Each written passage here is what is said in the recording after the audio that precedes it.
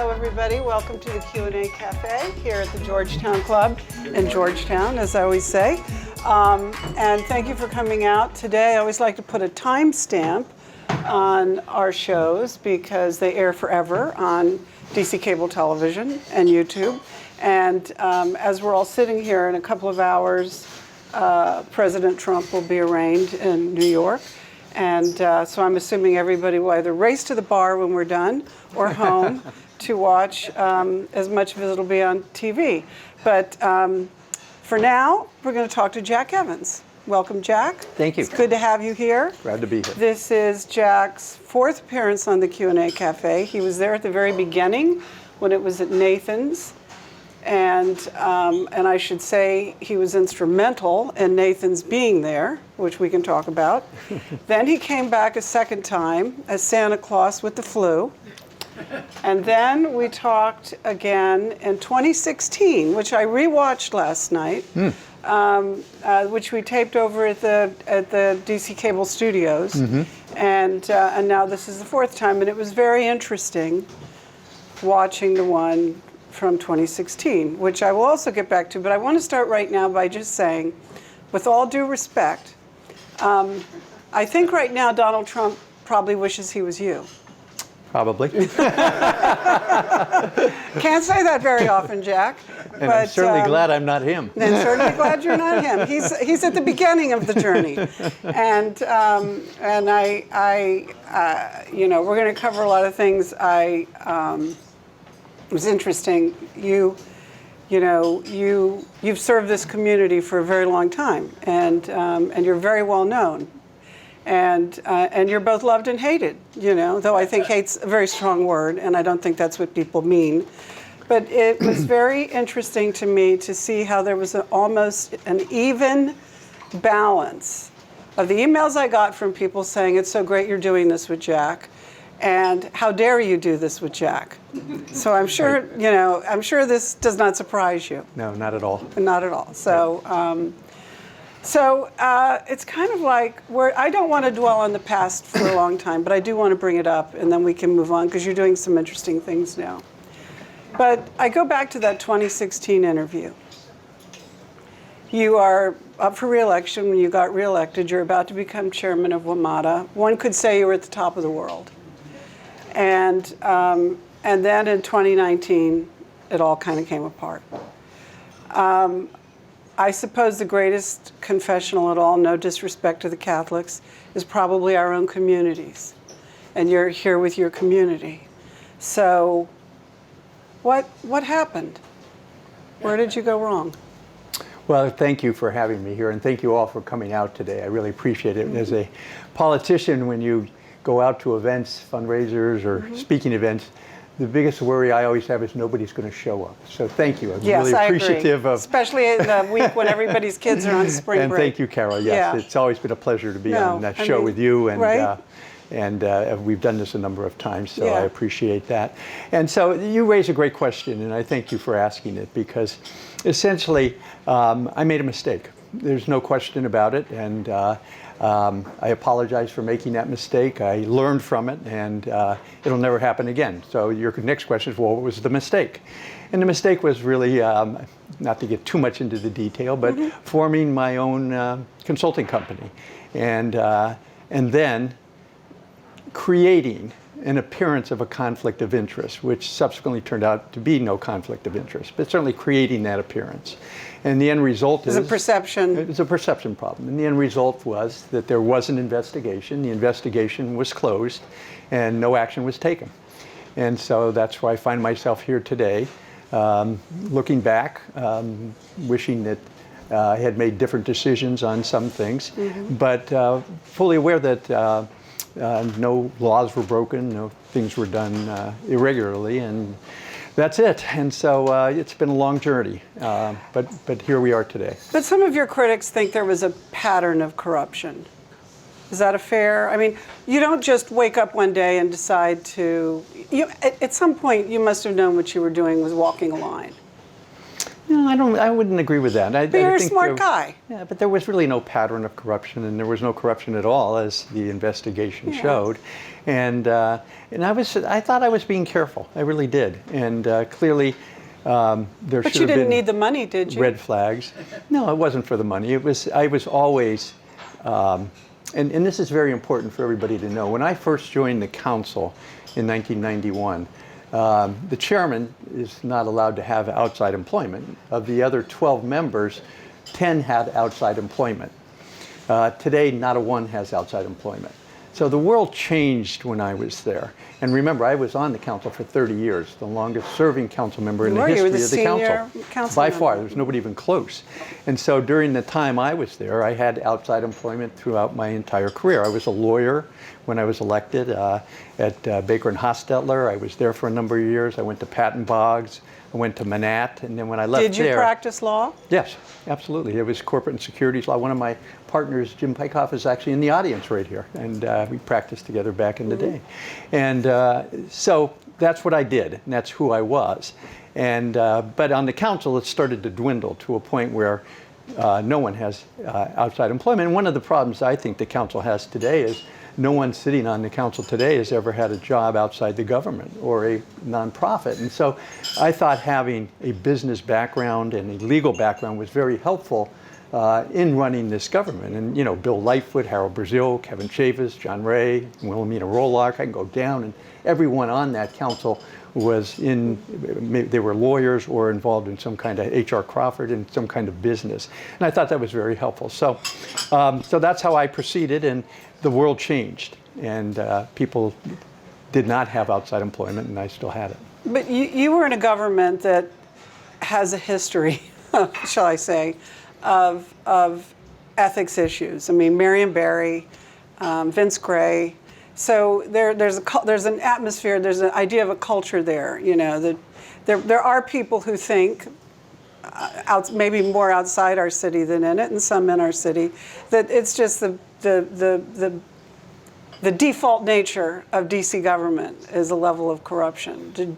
Did you feel that? No, I don't think that's an accurate assessment. Although, granted, we did have individuals, and Marion Barry, who was a friend of mine and a very charismatic person. He did this show twice. Yeah, and he and Bill Clinton were probably, in my estimation, the two best politicians I've ever met in my life. But of course, wildly controversial. Yes, they were. They brought a lot of baggage to the table. Yeah. But we had those instances. But overall, I think most of the members of the council were and are, you know, honest people who are trying to do a good job there. And I feel I was in that category as well. For 30 years, I really threw my heart and soul into this job to take a city. And again, remember, Washington, D.C. in 1991 was a wreck.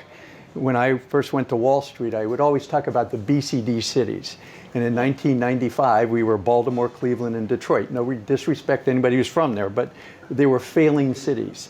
And by the time I left, we had a AAA bond rating, and I would refer to us as Boston, Charlotte, and Denver, all AAA rated cities. So we took a failing city and made it into a great city. Today, I'm very, very concerned about the state of our city. We are falling way back, and it doesn't take much to get from where we were. Is that Mayor Bowser's fault? No, it's not Mayor Bowser's fault. I think it's a bit of the council's fault, though. The council has made some very bad decisions in the last 3 years. But doesn't the buck stop with the mayor?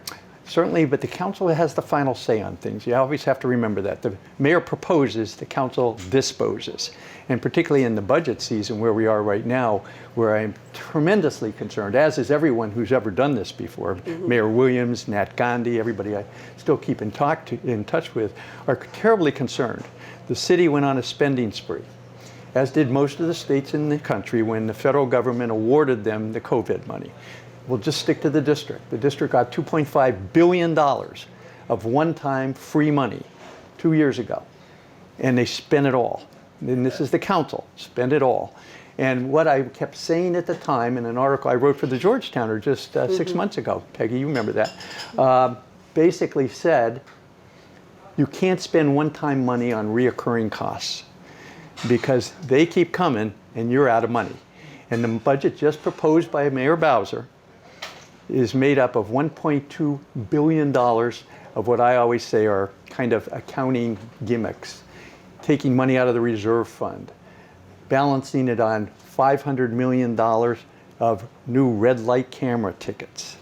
The old Marion Barry trick of using funded vacant positions, $300 million worth. And when you do things like that, the only hope you have is next year is going to be a lot better than this year. And if it's not, I was here in 1995. I was here when the train actually went off the cliff. That's when we were taken over by the federal government. Correct, when we got a control board. And you have to be very careful. And I remember... So there are many who would argue we're still controlled by the federal government, but... Well, yes and no. I think we have a lot more freedom than most people think we have here. We really do. But before my head gets tied in knots with finances, I just want to go back a little bit to then, and then we're going to move on, don't worry. Did Mayor Bowser ever sit down with you and have a come-to-terms moment with you, between the two of you? No. Did she just stay away from it? Pretty much. Yeah. Was there anybody that was your mentor, so to speak, in the council that kind of helped you come to terms with that you were going to have to resign? I would say the closest was that with the chairman one day when we talked about it toward the end. Yeah. I was surprised that it got to that point. Frankly, even you thought you could pull it out? Well, even assuming the worst. What I was alleged to have done is violate ethics rules, violate disclosure rules. Right. You should have disclosed your clients, even though the rules weren't really clear on that type of thing. And so to get to that point and then you have to resign from the council, I thought was very surprising. I was on the council when we put in place the ability to force a council member to resign. Prior to that, there was no provision. And it was after the Marion Barry year when he went to jail. And so to ask a council member to resign, you really had to commit a felony and be convicted of it. Nothing like that ever happened to me. So I was surprised we got to that point. But I felt that I had become an enormous distraction to the council. And I'll tell you what was bigger. My children. I was going to ask you. No, that became the big factor. Your 3 children. I have 3 children, as you know, they're triplets. Yeah, and you're a widower, and yes, and it's been a long, hard personal journey. Yes, it really has. And they were here. They were in high school. And they were old enough to be able to read and be aware. Oh, yeah. It's not like you had to sit them down and say something's happened. They could have found out about it all on their own. Well, they did, by their friends, by what they read. And always remember, their mother died when they were 6 years old. Yeah. So they only had one parent, and that was me. Yeah, well, and you've been down that road, so you know exactly what I'm talking about. Though I don't have triplets, and I can't even. Though it felt like it often. What did they say to you? Were they hard on you? Were they? No, they were very worried about me. Yeah. Because again, when you only have one parent, you worry about that parent. Yeah. And they were very worried. They felt that I was being treated unfairly, et cetera, et cetera. And so, but we got through it together. And I think that's a very important thing. But I will say the angriest I would be is at the things that were being said that impacted my children in a negative fashion. Well, because it got very brutal. And it did. Do you think the local media, because we have good local media. Yes, we do. This city gets covered. I've always said, if you want to have good weather reporting on TV, you have to live in Washington because we've got the best weather reporting. We do. I also think we have the best local media. We do. Were they fair to you? In some ways they were, in some ways they weren't. But you never attacked them that I recall. Well, here's my view. Look, politics is a tough business. I love it. I still love it. But you choose to do this. And if you don't like this, then go find something else to do.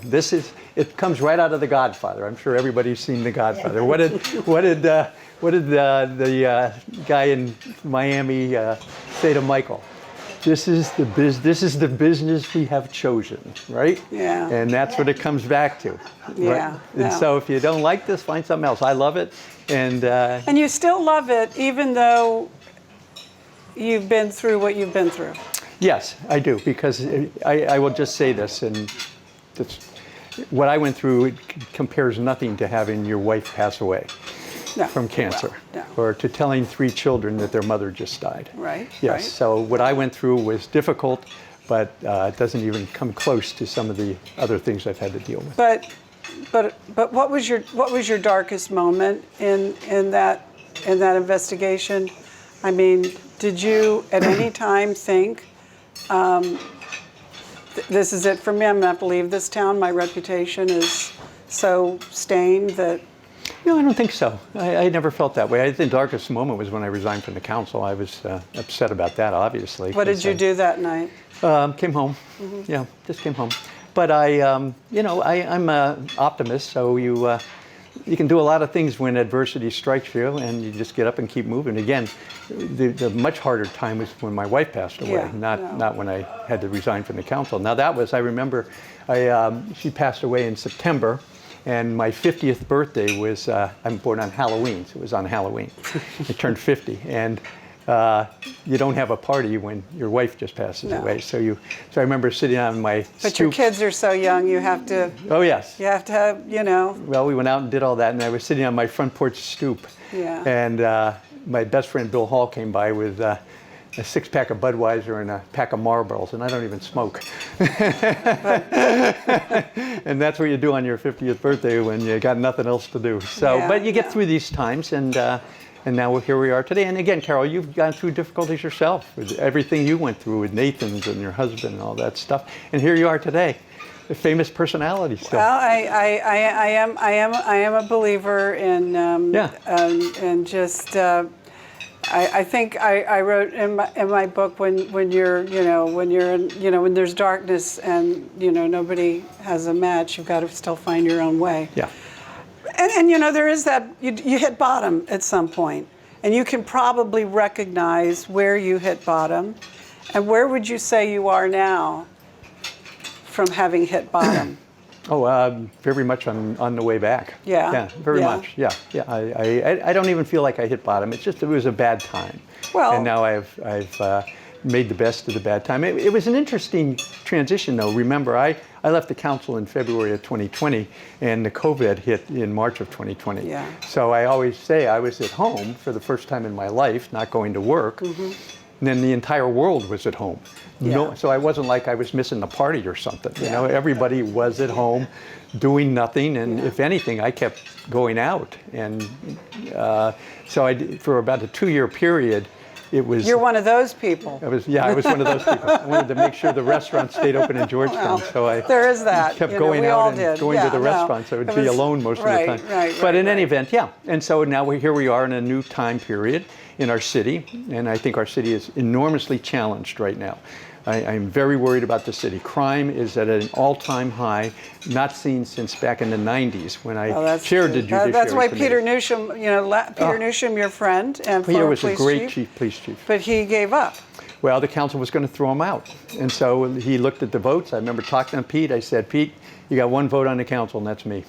And the rest of the people are not with you, and so he left. But they were not with him because he was pushing back. That's correct. On gun control, I believe, on gun measures. He felt he was pushing back on everything. He needed more officers. He needed the council to be stronger with their support of the police department, which they weren't. And then, as it turns out, the council just completely undermined our whole police department. Keep in mind what happened here in the last year and a half. We lose about 300 police officers a year. It's attrition. It's not anything new. Almost 2 years ago, the council stopped hiring officers. Period. They put a hiring freeze in, cut the budget, to defund the police movement.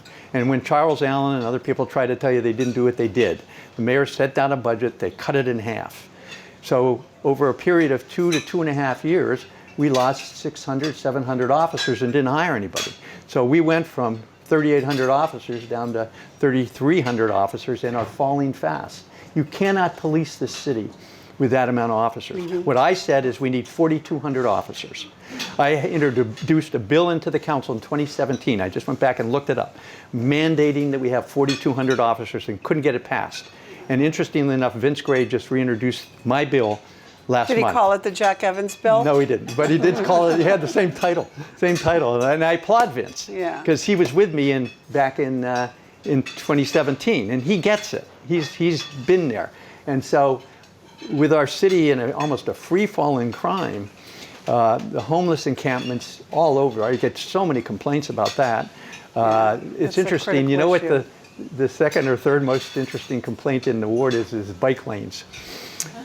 People just are, in Ward 2 at least, are very concerned. No, it is a issue on the street. Oh my goodness, because it's taken away parking, it's taken away and the street cafes also did the same. Another disaster here in Georgetown. Well, I would say that parking is an issue that Georgetowners understand like no other part of the city. Yes. It is considered perfectly polite dinner table conversation. Yes. Because almost everybody's in agreement. Yeah, but on Georgetown, just for a moment, because you were here when we did the Little Dig. You owned Nathan's. Oh no, it was the Big Dig. The Big Dig. Remember, Boston had the Big Dig. It affected my business every phase of it. One of I've lived in Georgetown since 1975. I came here when I graduated from college for the summer in 75, 76, and then moved here permanently in 78. And Georgetown was a mess. It was the most historic neighborhood in America. Well, part of that was that mess. Mall getting built. Yes. And destroying all the charming little mom and pop shops that used to define the neighborhood. Yes. The mall came in like an atom bomb, and it changed. It changed everything. Radical change. Yes, it did. But the infrastructure itself, I remember the sidewalk by my house, it had 4 different materials. It had brick, concrete, asphalt, and dirt. And I said, this is Georgetown.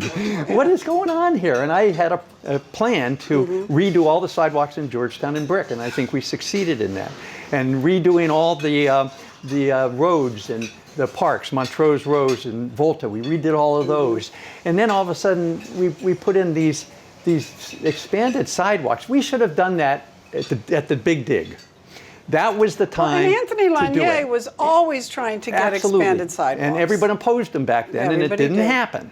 And so now we have, and I'm just going to say this, if I were back, I would tear out all these, the streeteries, there's some that make sense, but these wide side, it looks like Ocean City in February down here, doesn't it?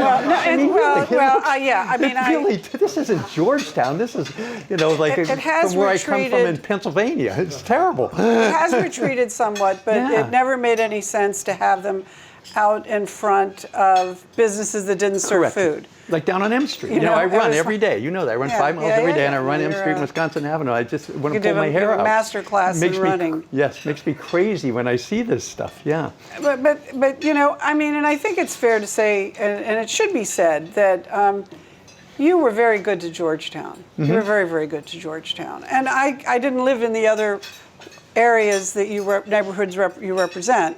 But I believe it included the White House. It did, White House, the Capitol. But I had 7 neighborhoods, and I was good to all of them, I have to say. Okay, but I can only, but my intimate experience was with Georgetown. Yes. And it needed help. It did. And, Nathan's would not have survived after my husband's death had you not corralled 2 other council members to put forward legislation that allowed me to keep my liquor license. Yes, you changed the law. Because the Citizens Association was going to close me down. Right.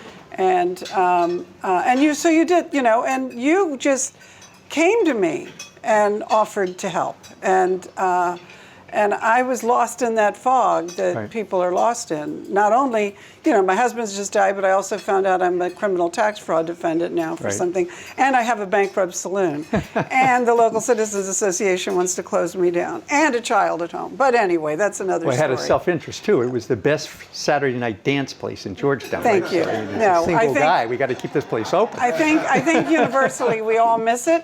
I miss it as a customer. I don't miss it as the owner. Yes. But you got the streetscape or whatever it was called, and you got the baskets of flowers. There's so many people who over the years came to me and said, that your office, that you had just a wonderful constituent services office, that they could call up about the most mundane stuff or the most critical stuff, and it would get attended to. Yeah. And that is something that nobody can take away from you. And Shanette Grant and Serena Loy from my former staff are huge in the shout back out here. to Shanette, because we and Serena, and they so did far give them back. a big thank you. Yes. They did a fabulous. We had the best on the, and they make me look good. I would go to them to get something done, and they were really good at what they did. You also have a unique narrative in that you have worked alongside so many mayors. Yes. Name the mayors you have worked with. Well, and then do me a favor as you name them, just give us one little anecdote that sticks with you. Sure, sure. I did not work with Walter Washington, but I knew him. Okay, and well. he was the very first mayor. Right, no. But No, Marion but- Barry was, as I mentioned, I got to like him a lot. He was in the office next to me for his last 12 years of his life because he came back on the council. Yeah. And we spent enormous amount of time together. And he was just, and the story I always like to tell about him is there was a funeral at United House of Prayer, which is one of the large African-American churches in the ward. And he was in the office next to me. I'll make this quick. And he says, Jack, can you give me a ride? I said, sure. Service starts at 12. So I go over at 11:30. He goes, what are you doing here? Get out of here. So I said, okay. And I come back. It's 11:45. I said, Marion, the service, we got to get going. He goes, no. What are you doing here? So I come over. It's 5:12. We get in the car. We get over there. It's now 20:12. The service has been going on since noon. We walk into the church. They stop everything and have us come down to the front and sit up on the stage. And I'll never forget, he looked at me and said, Jack, I know how to do black funerals. And he certainly did. But Marion was a character. He was great, very knowledgeable, but he had his idiosyncrasies, Flaws. He had his flaws. Sharon Kelly was the first mayor I worked with. I think like a lot Sharon of people a lot. forget about her. Yeah, they do. Yeah. But Sharon was enthusiastic. She came in with the broom. She was a broom. She came in after Marion. Was going to clean house and not easy to do in D.C. No, and ran into a terrible economy. The 1992-93 recession just killed her, and the lack of experience, I think, was difficult for her as well in trying to run a big city. And she and John Wilson, they were just couldn't stand each other, and John was not helpful in helping her along the way. Politics. Now, John was my guy, though. He was the council member before I was, and without him would not have gotten elected. And then after Sharon came Marion again, so he was back. And then after Marion came Tony Williams, who was probably one of the, if not the best mayor we ever had. Tony was interesting. He was the CFO and was, not a guy necessarily you'd want to have a drink at the bar with. Such a calm personality, yes, right? But very smart and really knew what he was doing. And I really enjoyed working with him and still do. I'm still very much in contact with Mayor Williams. He was like the surgeon who comes in and stitches up the patient He really, after. yeah. I remember, and when we went to Wall Street, I became chairman of the Finance Committee in 2001, and we went to Wall Street together. Mayor Williams, Linda Kropp, myself, and Nat Gandhi. And Tony, it was clear he had been there before. I mean, everybody knew Tony. And he restored to the district our reputation that had been lost during the Barry and Kelly years. And then after Tony came Adrian Fenty. And Adrian was an interesting guy. The thing I liked best about Adrian Fenty is he wanted to get things done, period. So if I would go to Adrian and say, listen, I need a stop sign at the end of the street, it would be there before I got home. Whereas any other mayor, you'd be studying it for 2 years and you'd probably never get the stop sign. Yeah, it was so interesting too. He was impatient, and I liked that about him. And he came in at the same time as Obama. Yes, he did. So they almost glowed off each other, and super cool, Very super much. coolness. Yeah, youth, energy, and change. And I remember I had to run in an election for council that year. And so I would get up and say, vote for me, I'm youth, energy, and change. There you go. I was none of those, but whatever. And you were on the side of the Angels on this too, I think, but as a bar owner, I was so grateful for the ban on cigarettes in restaurants. Yeah. In fact, I let him announce it in a news conference in Nathan's back room. It was just so interesting, public reaction is just always fascinating to me because at that time there were all kinds of customers saying, this is going to kill Nathan's, I'm never going to come here again. Right. And now people are so happy to go into restaurants and there's not have cigarette smoke. And my bar, I think especially cigar smoke. Yeah, but, exactly. It was, he did do that. But I don't know, Adrian just... Somehow it just... Well, he lost touch with the voters. I mean, I think that was a big problem. Because maybe he was too young? Well, I'm not sure what it was. He just wasn't, he wasn't interested in a lot of details. As I said, he was very, I want to get things done, boom, and get it done. And I think that probably hurt him over time. And then Vince Gray, who was a longtime friend of mine. Vince and I went back to 1990 together when he was in the Kelly administration. And I really enjoyed working with Vince. He was a very, very capable mayor. He had the problem Vince ran into. He was under investigation the day he won and with the day he lost. So for that whole 4 years, he had this cloud over his head. Was he able to accomplish anything? Yeah, he did. And I'll give Vince, I said this to Mayor Bowser the other day, you got to come up with, if I name a mayor, give me 2 seconds, this is what they are, you know. Mayor Washington, first mayor. Mayor Barry, summer jobs program. Mayor Gray, early childhood development. That was his focus. Fenty, I would say, took over the schools. You know, so you need what are you going to be, Mayor Williams, for all the great things he did, what's he remembered for? Brought back baseball. So you need that kind of thing. So with Muriel, I always say, now when I say Muriel Bowser, you know, when you're done, what is going to be the 3-word answer? And that's what your legacy is. So Vince was great. I enjoyed working with him. We did a lot if we're going to talk about the football team, we almost had the team back here. We were that close to having the team back here. We're going to get to the team, but finish your mayors. And then, who am I forgetting? So Mayor Bowser. Yes. And she's terrific. Don't forget Mayor Bowser. As close to Mayor Bowser as anyone that I've been to. Has she grown in the job? Oh, fabulously, yes. I mean, I remember I happened to run in that mayor's race when she first ran. Yes. And she'd show up with like 6 binders and, you know, it was very, very new to the whole experience. Today, she is fabulous. She gives speeches, really has a command and a grasp of what's going on in the city on the budget. I just had dinner with her not long ago, about 2 weeks ago, and she was speaking over at the Sumner School and walked into a crowd that wasn't necessarily friendly and left to a standing ovation. She really has mastered that art of relating to a crowd that I don't know was there 8 years ago when she first started out. So I have high hopes going forward. I talked to her a lot, and we have a lot of challenges facing our city right now as we sit here today. So, well, one of them that I think we all take very personally is the football team, at least those of us who grew up with it. Yes. And it's a mess. It is. And it's a mess on 2 scores. One, the owner is kind of universally loathed, and people want the team back in the city.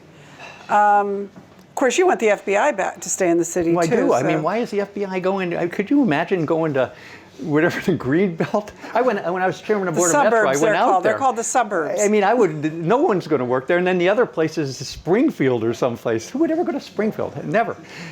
So it belongs in the city, and we have the exact spot right across the river from the baseball stadium is all federal land. They sent the president a letter about this. You could start building there tomorrow and keep the FBI right where it belongs in the city. Maybe the main office for the director on Pennsylvania Avenue, tear that building down, build a brand new building there, and maybe have an office there, and then 10 minutes away is the entire campus. It makes total sense. But which has a better chance of coming back into the city, or being in the city, the FBI or the football team? Football team. Yes. Okay. Yes.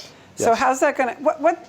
Tell us what you know about where we're at with Dan Snyder selling or not selling the team. And let me say this: we've been working on this I was here when the team left in 1997, and it was a low point for the District of Columbia. Jack Hancock owned the team. He wanted to build a new stadium. He and Sharon got into it over. Sharon was the mayor at the time, and that all fell apart. If John Wilson had lived, John was very tight with Cook.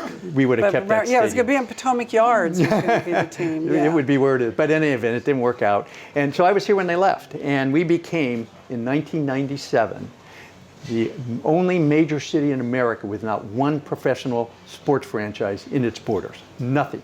And I made a commitment we would get them all. We started with the Verizon Center, MCI Center, brought back the Wizards and the Caps. They were the Bullets at the time. We had a soccer team. We got the baseball team, all of the women's teams, the Mystics, and the soccer team. The only professional football team now, not in the city, is the football team.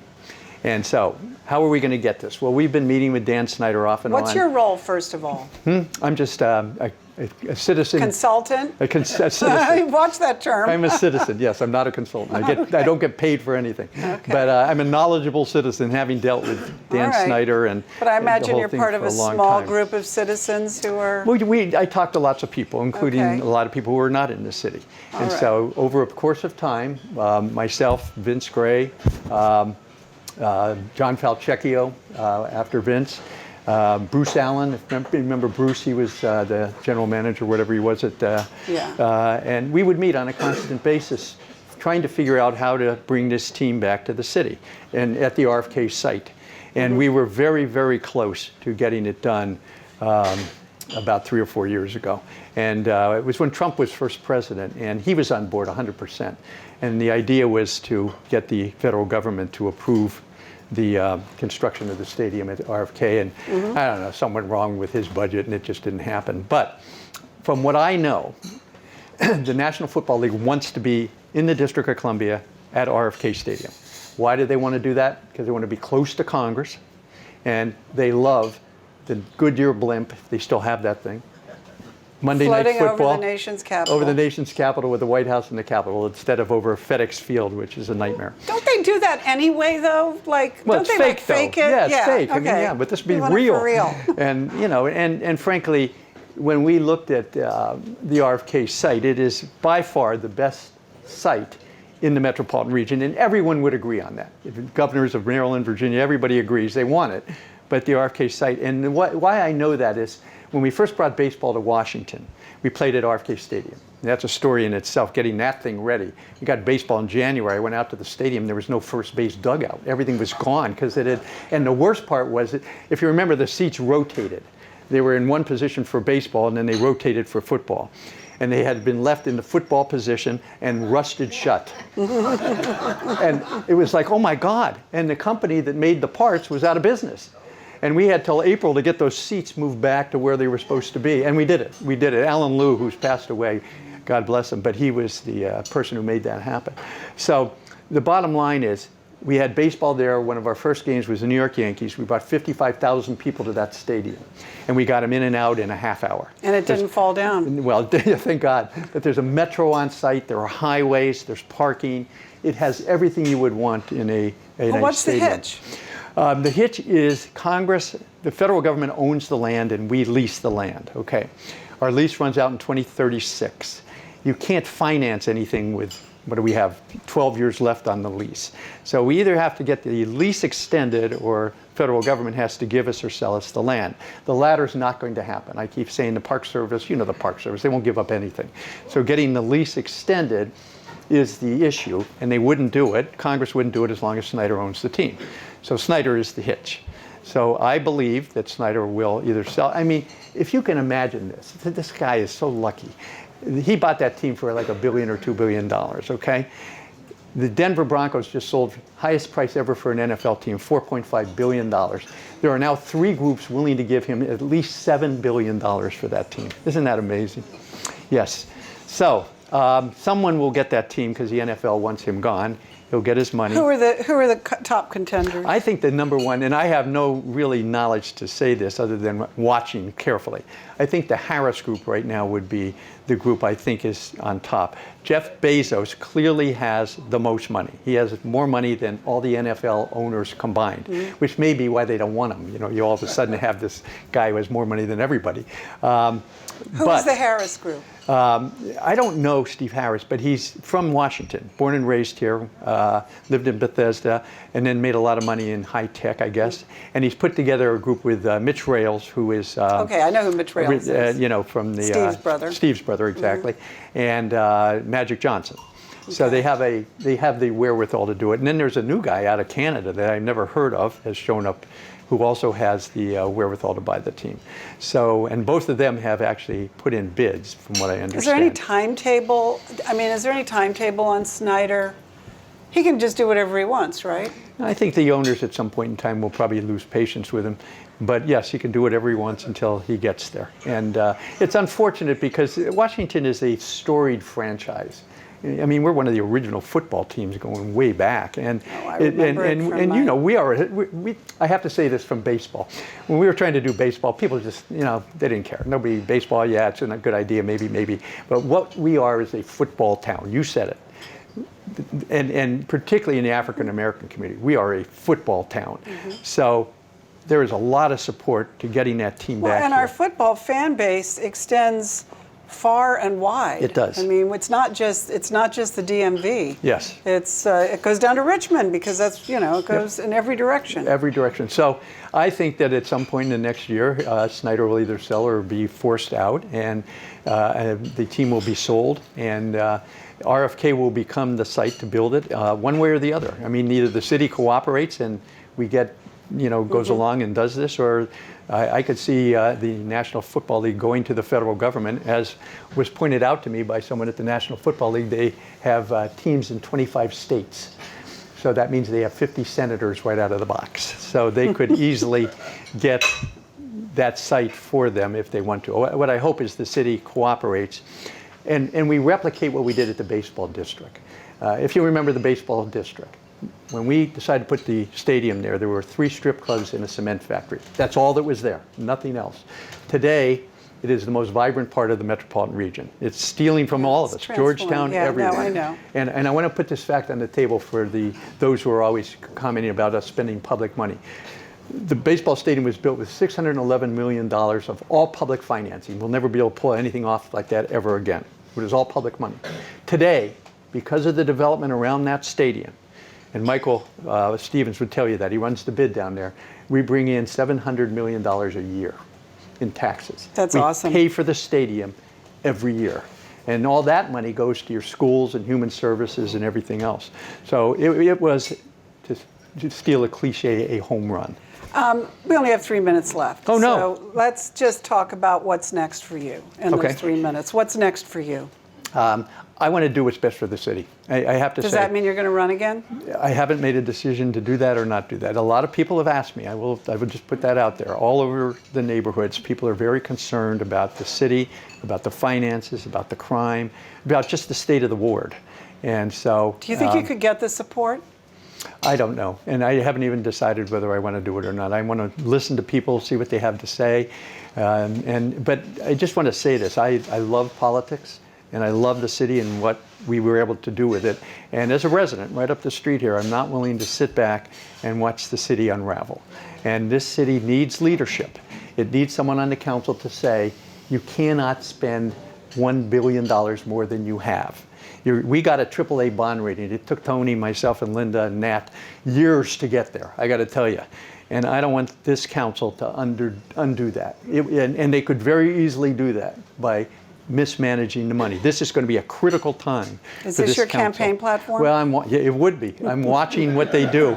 I'm watching what they do with this budget. Yeah. And crime, again, just going back to that quickly. You cannot defund the police. You cannot operate the city with 1,000 less officers. I'm not saying that officers stop crime, but I got to tell you, it makes me feel a lot better when I'm walking home at night if I see a police officer versus if I don't. And you know what's going in Georgetown. The lieutenant told me in Georgetown, right here, max, he's got 3 to 4 officers per shift.